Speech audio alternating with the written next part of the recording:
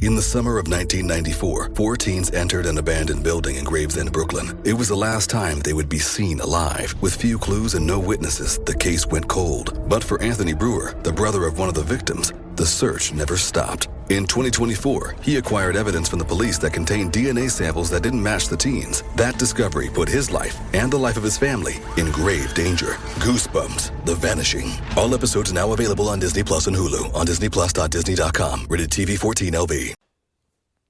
It's important to understand that hoarding is not just about obsessively storing objects. Sometimes it's obsessively storing false identities or expectations or self-limiting beliefs.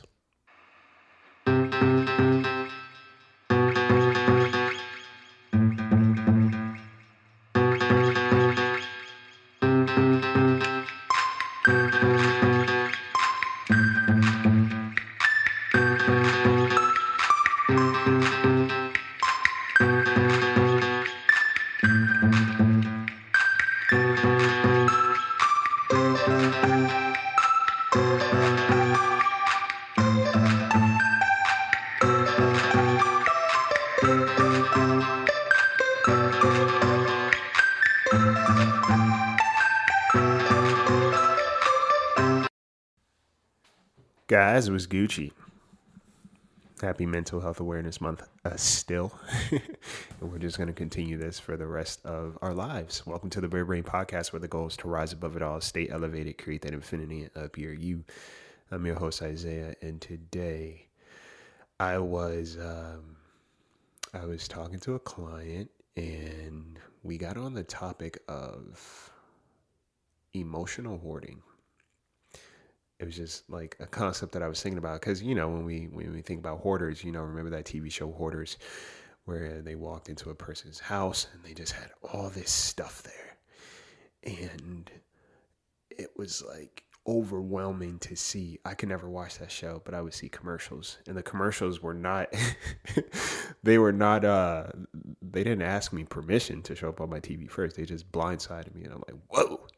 But, when we think of hoarders, we think of people that are very nasty, unkept. The hygiene is just deplorable. But there's more to that. First of all, I want to shout out all my subscribers, my Patreon subscribers out there. Thank you for being patrons. And my Apple subscribers.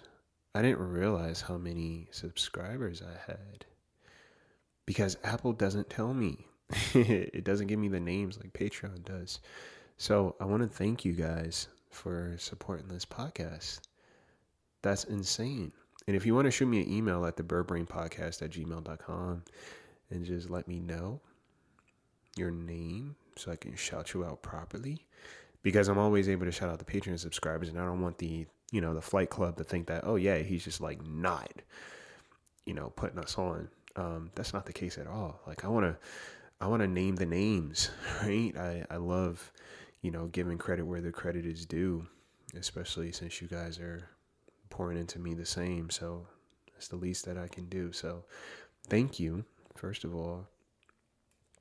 Yeah, if you want some recognition, I'll shout you out. Just shoot me an email, okay? Allergies are starting, so bear with me. It's so funny. I'm good up until I start recording, and then my face just gets weird. But hoarding. Let me read the definition for you in terms of what hoarding is. And there's 2 different ways to spell hoarding, and they mean different things. But interestingly enough, it's cool. So, hoard, H-O-A-R-D, can be a noun or verb referring to a supply of something kept hidden away, or the act of collecting and storing said supply. A hoarder is usually someone who obsessively and unnecessarily keeps things they do not need. Hoard, H-O-R-D-E, on the other hand, refers to a large group of loosely organized people, which is funny. But when it comes to hoarding, again, when we say somebody's a hoarder, it's like, oh man, you keep all these things that you don't need. Right? And what are you holding on to it for? Why can't you just throw it away? Not realizing that usually when someone is a hoarder, there is a It's usually stemming from some kind of traumatic events. And if there's any licensed professionals out here listening, please feel free to correct me if I'm wrong. But when someone hoards, it's usually a fear of scarcity, a fear of loss of control, a fear of abandonment, right? A fear of loss. Okay. All these things are usually encompassing someone who hoards to one degree or another. And, if you don't hoard physically, you look at that person as kind of wacky. Like, this person's just hoarding things. What's going on? And sometimes it's a little bit deeper, a little bit deeper, where the person themselves just mentally are not well. Like, the mental stability is just not there. And, their external environment represents that. There is this concept I apply to my life, and I forget where I heard it, but it's like clean one corner of your room, clean one corner of the room. And what that means to me and how I apply it is that when I feel like there's so much happening, or I'm trying to do so much, or I'm just depleted, I'm at an all-time low, I clean one corner of the room. Sometimes that's a literal corner of my room. Because I keep a clean space. Like, that's the only way I can think. I like to keep a clean space and a clean, peaceful house. So when things are out of sorts, I recognize something's going on. So I'll literally clean one corner of the room, or cleaning a corner of the room also looks like kind of unraveling something that's been puzzling me, or doing one hard thing that I feel resistance to. Like, if it's posting a video, right? I know I post pretty consistently. That's not always easy for me, right? I know I do the podcast consistently. Sometimes that's a challenge for me too, right? But I do it because I know that, one, this matters to me. Two, I'll feel good afterwards. I'll feel accomplished, right? And it just helps it keeps you on some level of discipline, but also some level of trajectory and catharsis. And I'm not saying that it gets better overnight, but I am saying that it changes, right? If you take a look at your external environment, that's going to tell you sometimes a lot of what's going on in your internal world. And some people are very good at keeping a clean space, but internally it's complete chaos, right? Everything is a mess. It's a war zone, right? So hoarding is not just about your physical space and what you keep. Emotional hoarding, right? Let's talk about it. Mental hoarding, right? Consistently holding on to these beliefs obsessively because you're so used to having them, and you don't want to let them go because they've been your security blanket, right? Hoarding certain unhealthy relationships obsessively because you don't want to let this go, and you fear if you don't have this, then you have nothing, right? Hoarding self-limiting beliefs, and like believing that you're not good enough, and constantly believing that and finding ways to reinforce it.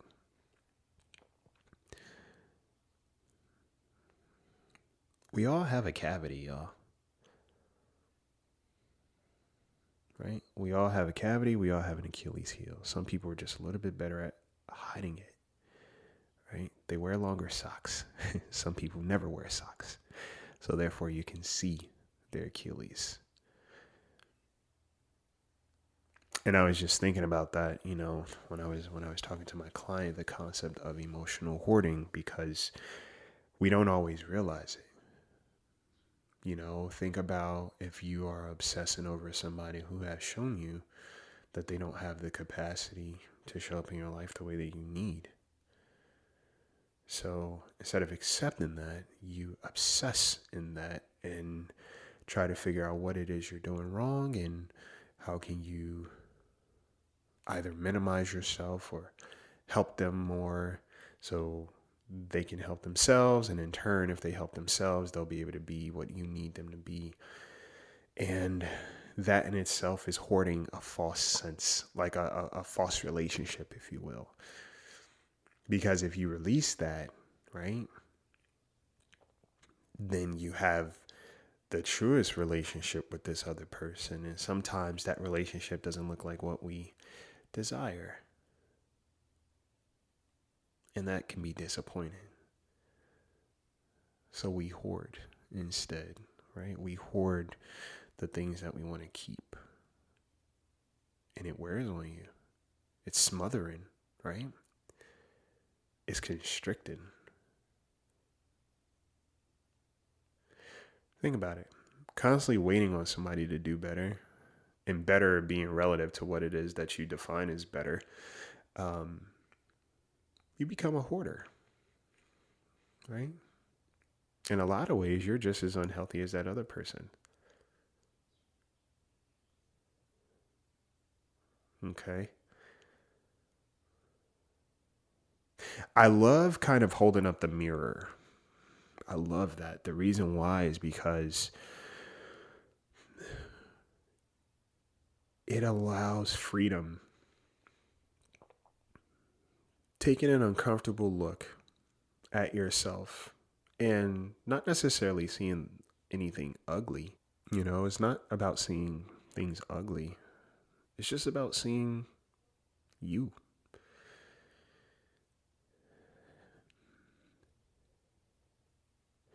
And if you can accept how dynamic of a person you are, and also how rigid of a person you are, then it will give you insight into other people.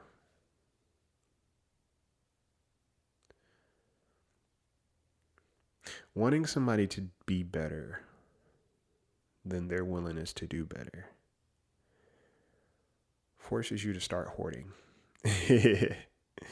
You become a hoarder because you spend your time obsessing and collecting these little things that will hopefully create the narrative that you're seeking. And it doesn't do anybody good, right? It doesn't serve you. It doesn't serve the other person. Why? Because you have these expectations of this person and you have this desire for yourself, and neither one, to some degree, are realistic. And don't get me wrong, it's painful, it's hard. Sometimes it's hard to accept that, oh man, this just may not be it. This just may not be it. And what do I do with that, right? Well, you have a garage sale. You give these things away, or you just dump them, because truthfully, a lot of the things that you're holding on to mentally and emotionally don't do anybody good. So you take it out, you trash it. If you were to look around your space right now, what does it look like? Is it clean? Is it tidy? Is it disheveled? Do you feel comfortable in it, or do you feel kind of like disturbed a little bit? How is your mental health right now? Do you know? Right? Or do you hoard unhealthy habits, unhealthy coping mechanisms to avoid taking a good look at yourself? And what's funny? When we are good at avoiding ourselves, we will avoid people who also encourage us to be with ourselves. They want to be with us, but they also want us to be with ourselves to some capacity. And we don't always want that, right? So sometimes we'll hoard relationships that don't encourage us to look at ourselves because we're too focused on them, right? Everybody's guilty in that space if you think about it. Right? If you're going around saying that, oh yeah, I can't find any emotionally available people, not just romantic, obviously friends too. Like, oh yeah, my friends, this person is not emotionally available. They always avoid when we talk about things or deep stuff. It's like, all right, cool. So by them avoiding their stuff and you persisting that relationship where they're avoiding themselves and in turn avoiding you, you're hoarding a relationship that does not do you any good. If anything, it reinforces this idea that your needs don't matter and you're willing to put them aside for somebody else's needs who also, while they may need it in the grand scheme, is beneficial to them, they don't want it. Some people don't want to get better because getting better will require, again, me letting go all of this stuff that I think that I need.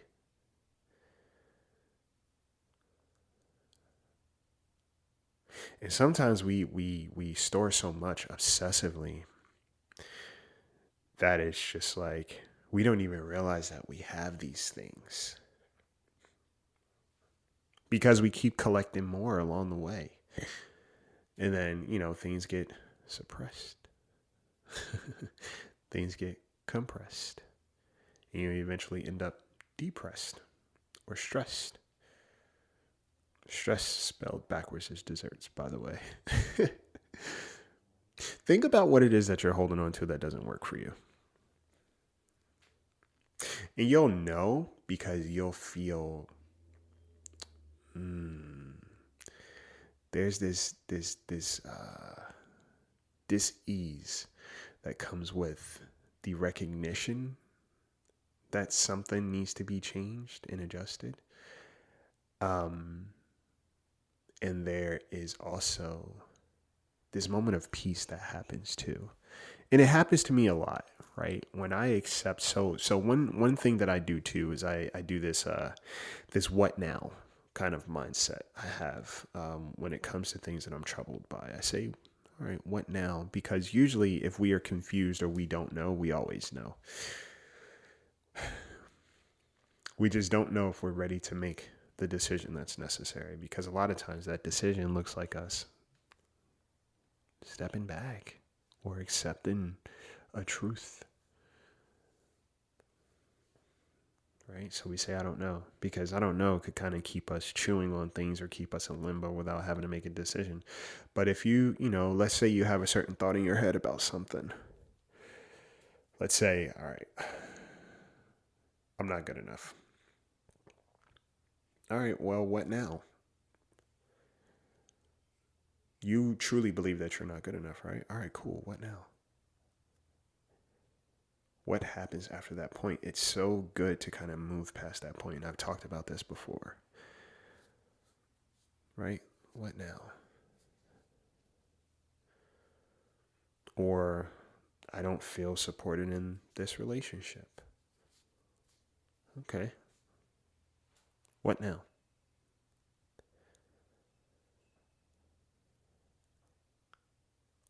What now? What are you going to do about it? And truth be told, like I said, some people don't want to get better. They're not ready to. And that's something I've realized too. Because you could say all you want that you want to do these things or you should do these things, whatever. But like, what does the action on that look like?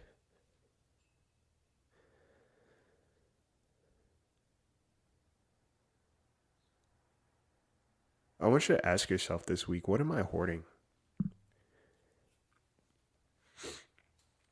Even if it's not a physical thing, what might I be hoarding in my life? Because I'm afraid that if I let it go, I'll be without. And truth be told, when you let certain things go, you let certain beliefs go, right? You release this idea that you're not good enough, or you release this idea that someone is eventually going to be what you need, despite what they've shown you. If you accept how you feel, right? All of this is a releasing of a false reality. Which means that when you do that, you have freedom and you can embrace a different kind of peace, but also you make room for new things. And yeah, sometimes the new things looks like the old thing in a different form. But if you can catch yourself and you understand, well, what is it that I'm seeking? What is it that I'm perpetuating? What is it that I'm trying to gain slash relive? It changes things for you, yes? Right? And the limiting beliefs that we have sometimes comes from a parent or a guardian or somebody who we looked up to that said certain things. And now we're hoarding that belief system because in our heads, that's a part of our identity. And truth be told, it is not. At any given point in time, you can release the idea that you are a thing that someone said you should be.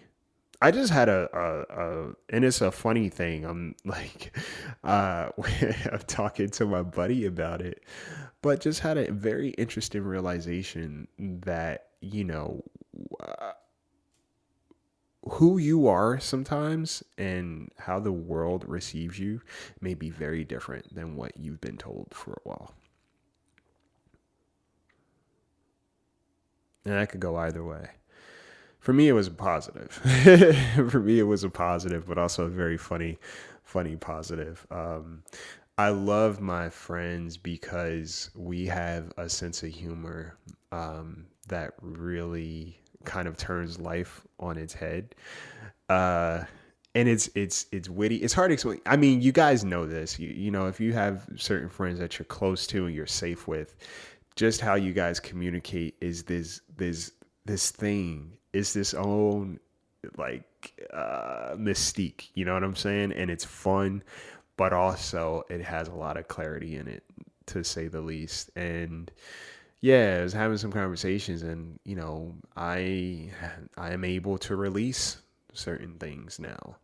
I had a very interesting, intentional conversation with a buddy, and just by them saying certain things to me, I was able to release certain things.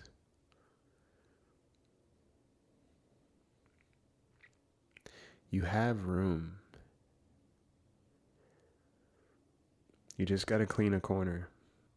And pay attention to when that corner gets cleaned, whether it's literally or, metaphorically, how you feel and what life starts to look like for you. But you got to clean up, right? You got to make the effort. Yeah, it may be frustrating in the moment, but fuck it. Throw on some music and get the cleaning, right? Right. If you say you want to be better, you're going to have to do things differently. And that's just what it is. Okay?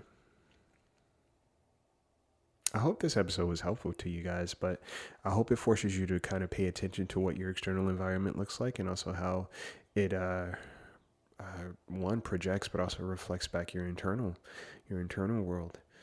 Okay, what limiting beliefs am I hoarding? What fears am I hoarding? What false relationships am I hoarding with others? Right? What do I need to release and let go of in order for me to have peace of mind and be more susceptible and available to healthier relationships? That means I got to have a healthier relationship with myself. We can't hold people to a higher standard that we ourselves don't hold ourselves to. Okay? And recognize being in an emotionally available relationship looks like also being held accountable. Right? It's just not somebody who's talking about their feelings. And being sensitive. It also looks like somebody who will likely call you on your shit. People forget that, right? We want somebody to be sensitive and talk about their feelings, but if it comes to them telling us how our behavior affected their feelings, that's different. Or them telling us, hey, this is something that you do, becomes very different, right? Everything has a balance, right? As above, so below. I think that's how it goes. So that's all I got for you. Yeah. Keep checking in on your mental health. Keep checking in on your people's mental health. A little goes a long way. And listen, as someone who works with people in their mental health, I'm reminded and I'm humbled just how impactful little things are to the improvement of someone's world altogether. And I do not take that lightly. I think it's such a beautiful thing, and the ability for me to be able to show up in those spaces and, and honor people and walk with them on their journey as I'm walking on mine, I think is amazing. And it's just a reminder that you never have to be fully healed to be a healing component for someone else. And you don't have to be fully healed for other people to value you. But working on your healing goes a long way. All right. So with that being said, I hope you guys take care of yourselves. Yes. I hope you guys take care of each other. And again, I just want to shout out everybody who's been supporting this podcast. It's a big deal. It's a big deal. You can subscribe if you're a Spotify user. You can now subscribe on Spotify too. And there's Q&As available on Spotify as well. Spotify for podcasters. So like under each episode, like you can comment if you want to. If the spirit moves you. It's dope. It's good stuff. I am accepting new mental health coaching clients. Yeah. I have open availability for some new clients, and yeah, like I said, I'm always down to do the work with somebody who's willing to work with me, okay, and do the work for themselves. Yes. So yes, take care of yourselves. Yes, take care of each other, and as always, take flight, y'all.